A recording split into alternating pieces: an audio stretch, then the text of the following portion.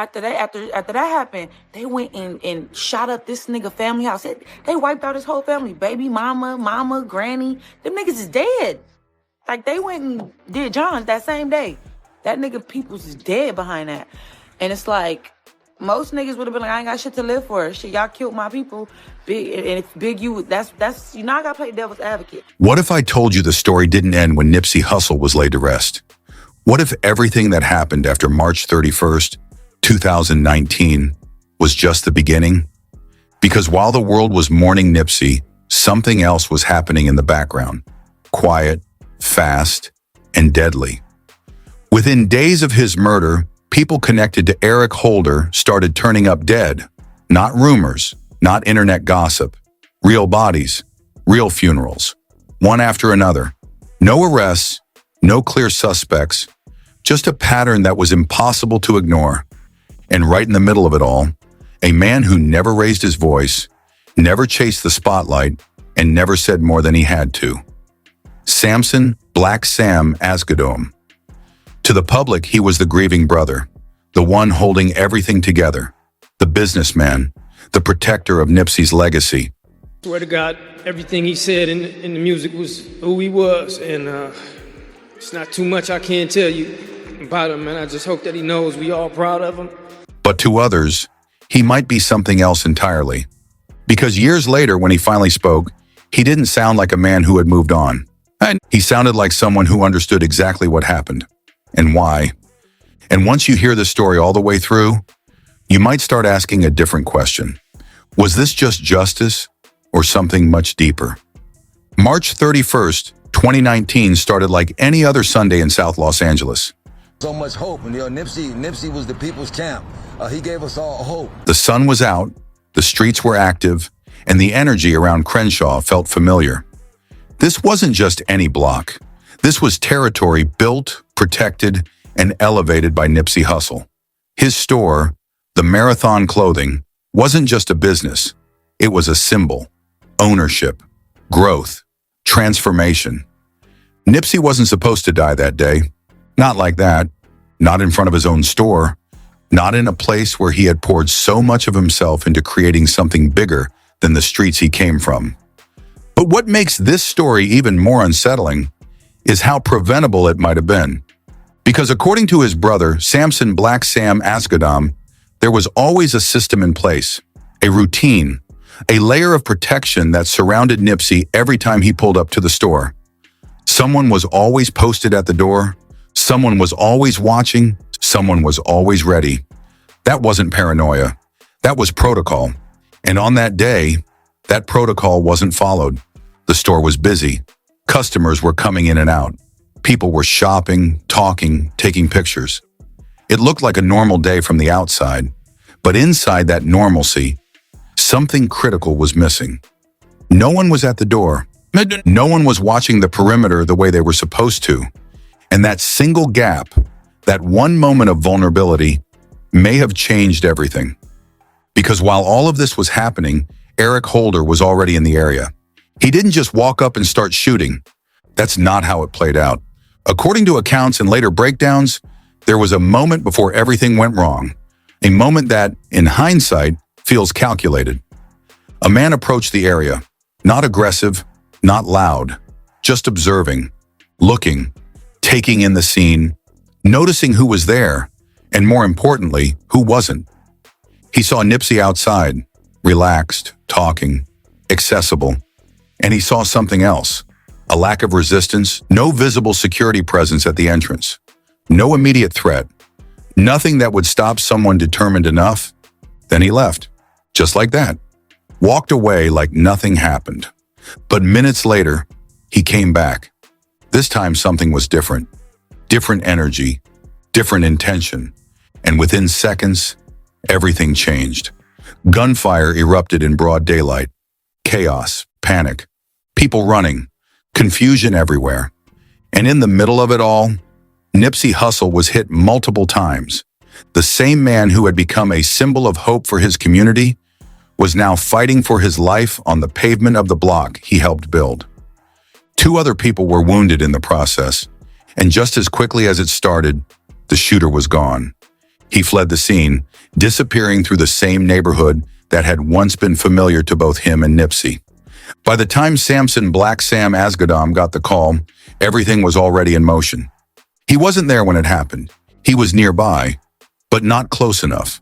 And when he arrived to a reality that no brother should ever have to face. Nipsey was still breathing, but barely. Those moments, the ones between life and death, they don't feel real. They don't process like normal time. They stretch, they distort, they leave marks that don't go away. And then, he was gone. Just like that, the world would soon find out. The news spread fast. Social media exploded. Crowds gathered. Emotions poured out from every corner of the city and far beyond it. This wasn't just another loss. This hit different. Celebrities spoke out. Fans showed up in massive numbers. Entire streets were shut down as people came together to mourn, to celebrate, and to try to make sense of what had just happened. But while the world was grieving publicly, something else was happening quietly. Something that didn't make headlines the same way. Something that didn't come with press conferences or official statements. The very next day, violence struck again. 2 men connected to Eric Holder were shot and killed. Not weeks later, not months later, the next day. Before the city even had time to process the first tragedy, more lives were lost. And here's where things start to shift. Because officially there was no direct link established between those killings and Nipsey's death. No confirmed motive, no public suspects tied to both incidents. But timing like that doesn't go unnoticed. People started asking questions. Quietly at first, then louder. Because in environments where loyalty, reputation, and retaliation carry weight, events like this don't exist in isolation. They connect. Even when there's no paperwork to prove it. Even when no one says it out loud. And then came the arrest. Eric Holder was taken into custody not long after. He was identified, located, and arrested in connection with Nipsey's murder. The legal process began. Charges were filed, and eventually the system would deliver its sentence. But here's the part that complicates everything. Once Holder was behind bars, physically he was out of reach, untouchable in the way the streets operate. No access, no direct retaliation, no immediate consequence from anyone outside those prison walls. But the story didn't stop there, because over the next several months, more incidents would occur. More people connected to him would lose their lives. Different locations, different circumstances, same growing pattern. And each time it happened, the questions got heavier. Was this random? Or was this something else? Was this coincidence? Or was there a message being sent? Because when events repeat themselves in a way that feels structured, people start looking for structure behind them. And that's when attention slowly began to shift toward individuals who had both motive and influence. People who had lost something real. People who weren't speaking publicly. People who didn't need to. And at the center of that conversation, whether directly or indirectly, was always the same name. Sampson Black Sam Asghedom. Not because of anything proven, not because of any official charge, but because of proximity, because of loss, because of what he represented and what he had just gone through. A brother gone, a legacy shaken, a moment that changed everything overnight. And while the cameras focused on memorials, tributes, and public grief, there was another layer to this story that wasn't being fully explained. Not yet, because to understand what may have happened next, you have to understand who Black Sam really is. Not just as Nipsey's brother, but as someone shaped by the same environment, the same code, and the same reality that built everything Nipsey stood for. And once you understand that, the events that followed don't just look like coincidence anymore. They start to look like something else entirely, something calculated, something controlled, or at the very least, something that still hasn't been fully explained. To understand everything that happened after, you have to look beyond headlines and public appearances and really understand who Sampson Black Sam Asghedom is. Because to the mainstream audience, he was always presented a certain way, quiet, reserved, standing just behind Nipsey Hussle during interviews, business moves, and public moments. He wasn't the one on stage. He wasn't the one doing long interviews. He wasn't the face. But that doesn't mean he wasn't central to everything. In fact, depending on who you ask, he was the structure behind it all. The one making sure things ran smoothly, the one thinking long-term, the one who understood both sides of the world Nipsey was navigating, the business side and the street side. Because this wasn't just a music story. This wasn't just about fame. This came from a specific environment with its own rules, its own expectations, and its own consequences. The same streets that built Nipsey also shaped Black Sam. And in that environment, reputation isn't just important, it's everything. Respect isn't requested, it's maintained. And when something major happens, especially something as public and devastating as Nipsey's murder, the response isn't always what the outside world expects. Now fast forward months after March 31st, 2019. The city had somewhat settled on the surface, the memorials had passed, the crowds had thinned out, the media cycle had moved on to the next story. But beneath all of that, nothing was really settled. Because over time, more incidents continued to happen. People connected to Eric Holder kept showing up in the news under tragic circumstances. Different situations, different locations, but all tied together by one thing, the connection. And each time something new happened, it added another layer to a story that was already heavy. At first, it was easy for some people to dismiss. Call it coincidence. Call it unrelated violence. Call it the reality of the environment. But when similar outcomes keep appearing around the same central event, people start looking deeper. Not just at what happened, but at why it might be happening. And that's when the conversation started shifting in a more serious direction. Not publicly, not officially, but in discussions, in communities, and across platforms where people were connecting dots in real time.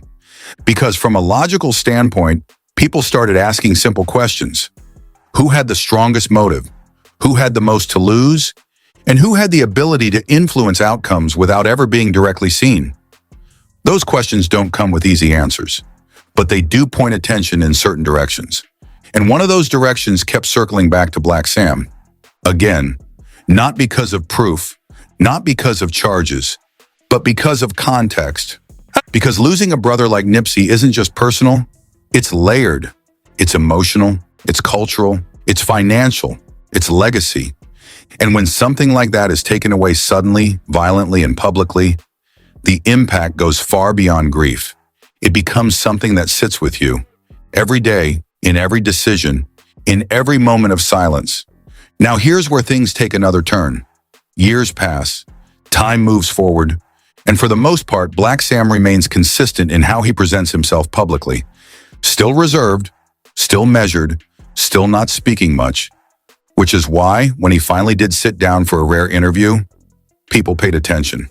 Because this wasn't someone who talked just to talk. This was someone who chose his words carefully. And in that conversation, he broke down parts of what happened that day in a way that only someone close to the situation could. He talked about the setup, the lack of security at that specific moment, the way things unfolded. And then he said something that stood out, something that shifted how people interpreted everything. He suggested that Eric Holder might not have acted alone, that the situation felt bigger than just one individual making a decision in the moment. Now, whether that's a belief, a theory, or something based on information he hasn't shared publicly, it added another layer to an already complex situation. Because if that idea holds any weight, then the focus doesn't stop at the person who pulled the trigger. It expands. It raises questions about influence, about planning, about whether there were other factors involved that haven't been fully revealed. And then came the statement that really caught people's attention. He said he wished Eric Holder wasn't locked up. Now on the surface, that might sound confusing. Why would someone say that about the person responsible for their brother's death? But when you listen closely and understand the context, the meaning shifts. It wasn't about forgiveness. It wasn't about sympathy. It was about access. Because once someone is behind bars, they're removed from everything outside, protected in a way, unavailable in a way that changes how situations play out. And that statement, whether intentional or not, carried weight because people interpreted it in different ways. Some saw it as raw emotion. Others saw it as insight into how he truly felt, and some connected it back to everything that had already happened. The timeline, the incidents, the pattern. Now add another layer to this. There were also reports of tensions between individuals connected to Eric Holder and people within Nipsey's circle. Conversations, disagreements, situations that didn't escalate publicly, but added to the overall picture.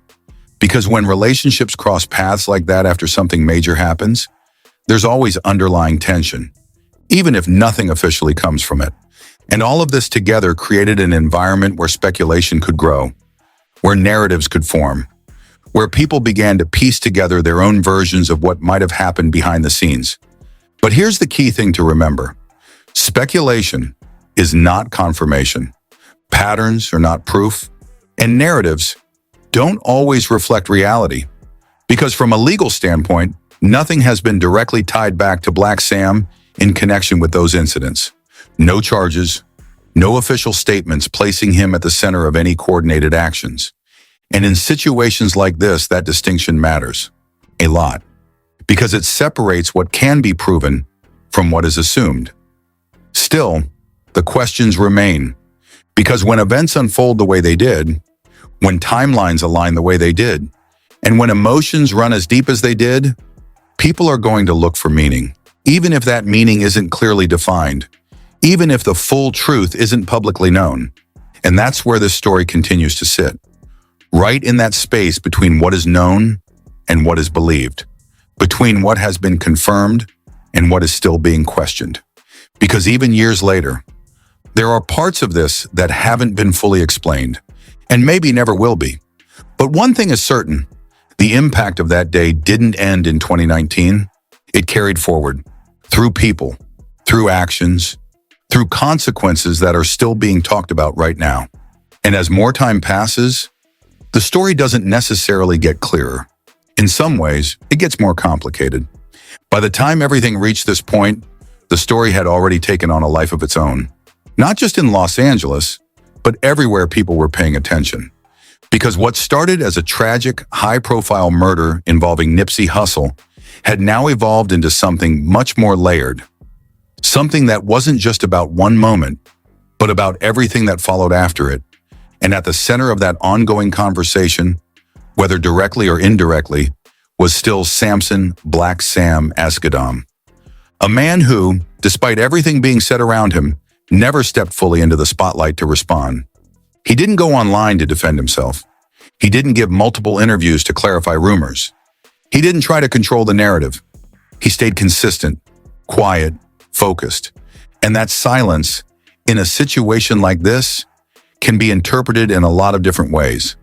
Some people see it as strength, others see it as distance, and some see it as something deeper. Because when someone chooses not to speak while their name is being mentioned in conversations like this, it naturally creates space for assumptions, for theories, for stories that fill in the gaps. But at the same time, that silence can also be intentional, because not every situation benefits from public commentary. Not every rumor needs a response, and not every narrative deserves validation, especially when the stakes are this high. Now shift the focus for a moment to Eric Holder, because while everything else has been unfolding outside, his reality has been locked inside a completely different world, a prison sentence that effectively ensures he will spend the rest of his life behind bars.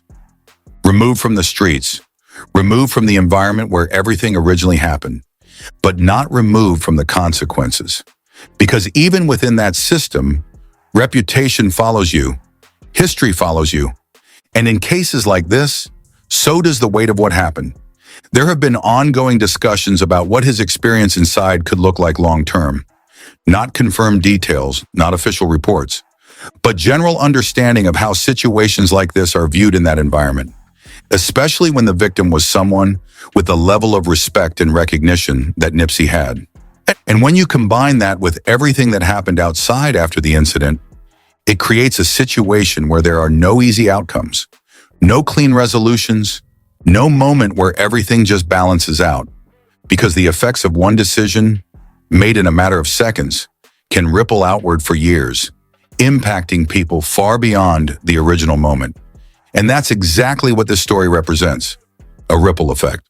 One action, followed by consequences that extended into multiple directions, some visible, some not, some understood, some still questioned. Now go back to the broader picture. 4 separate deaths connected in some way to Eric Holder's family or circle, all within a relatively short period after Nipsey's passing. No confirmed link tying them together in a legal sense. No official statement connecting those events as part of a coordinated response. And yet, the pattern remains. The timeline remains. The conversation remains. Because when something like that happens, people don't just forget about it. They revisit it. They analyze it. They try to make sense of it, even if there's no clear answer. And that's where the idea of investigation comes into play. Not necessarily in the way it's often presented online, but in the reality of how cases like this are handled. Because when multiple violent incidents occur around a central event, especially one that gained national attention, those cases don't just disappear. They stay open. They stay active, even if progress isn't publicly visible, even if no new information is released. And within that process, different angles are explored, different possibilities are considered, different individuals may be looked at based on motive, proximity, or connection. That doesn't mean guilt. That doesn't mean involvement. It simply means the situation is being examined from all sides, which is standard in cases where there are still unanswered questions. And that's an important distinction, because there's a difference between being part of a conversation and being part of a confirmed case. A difference between speculation and evidence. A difference between narrative and reality. Still, the reason this story continues to hold attention isn't just because of what happened. It's because of what it represents. Loss, legacy, influence, and the complicated intersection between public image and private reality. Because on one side, you have the legacy of Nipsey Hussle, a legacy built on growth, ownership, and giving back to the community. A message that reached far beyond music and continues to influence people even now. On the other side, you have the reality of how everything unfolded. The violence, the aftermath, the unanswered questions, the parts of the story that don't align neatly with the message. And somewhere in the middle, you have the people closest to it, like Black Sam, carrying both sides at the same time. The responsibility of maintaining a legacy while also dealing with a loss that changed everything overnight. And that's something that doesn't get talked about enough, because it's easy to focus on theories, on speculation, on trying to connect dots. But behind all of that, there are real people dealing with real consequences every single day. And sometimes, the most accurate understanding of a situation isn't found in trying to prove one narrative over another. It's found in recognizing that not everything is fully visible, not everything is publicly explained, and not everything will ever have a clear answer. Because this isn't a closed story. Even if the main case has been legally resolved, even if time has passed, even if the headlines have slowed down, the impact is still there, the questions are still there, and the conversation is still ongoing. Maybe the full truth exists somewhere beyond what's been said publicly. Maybe it doesn't. But what is clear is that March 31st, 2019 didn't just take a life.